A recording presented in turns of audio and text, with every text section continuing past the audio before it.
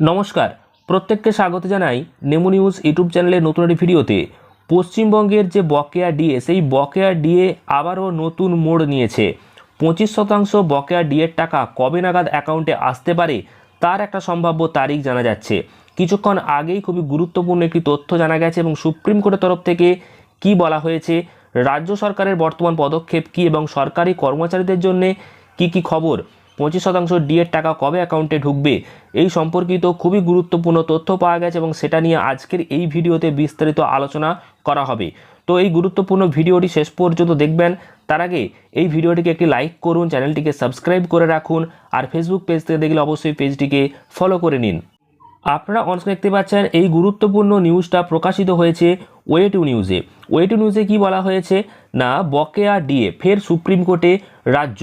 বকেয়া ডিএর প্রথম যে কিস্তি, সেই প্রথম 25% দিতে আরও সময় চেয়ে সুপ্রিম কোর্টে গেল পশ্চিমবঙ্গ সরকার। অর্থাৎ বকেয়া ডিএর 25% দিতে আরও সময় চাইছে রাজ্য সরকার এবং তার জন্য সুপ্রিম কোর্টে গেল এবং সুপ্রিম কোর্টের নির্দেশ ছিল 31শে মার্চ 2026-এর মধ্যে বাংলা সরকারি কর্মীদের প্রথম কিস্তিতে 25% ডিএ মিটিয়ে দিতে হবে নবান্নকে।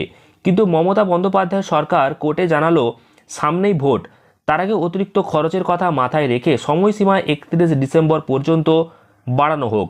তাছাড়া সকলের প্রাপ্য হিসেব করতেও বাড়তি সময় চাই। অর্থাৎ বকেয়া যে ডিএ, সেই ডিএর প্রথম কিস্তির যে 25% টাকা, সেটা 31শে মার্চ 2026-এর মধ্যে দেওয়ার কথা বলা হয়েছিল নবান্নকে এবং সুপ্রিম কোর্ট সেটা জানিয়েছিল।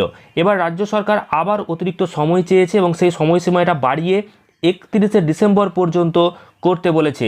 কারণ ভোট রয়েছে, ভোটের আগে অতিরিক্ত খরচ রয়েছে, তো সেই খরচের জন্য। তো আপনারা কিভাবে দেখছেন এই খবরটিকে অবশ্যই আপনারা কমেন্টে জানাবেন।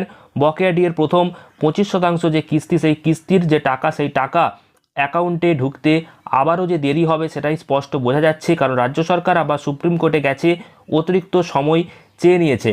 তো পরবর্তী আপডেটগুলো আবারও জানাবো, আপনাদের মতামত অবশ্যই আপনারা কমেন্টে জানাবেন। চ্যানেলটিকে সাবস্ক্রাইব করবেন পরবর্তী গুরুত্বপূর্ণ খবরগুলো পাওয়ার জন্য। ভিডিওটি প্রচুর পরিমাণ লাইক শেয়ার করবেন, আর ফেসবুক পেজ থেকে দেখলে পেজটিকে অবশ্যই ফলো করে নেবেন। ধন্যবাদ।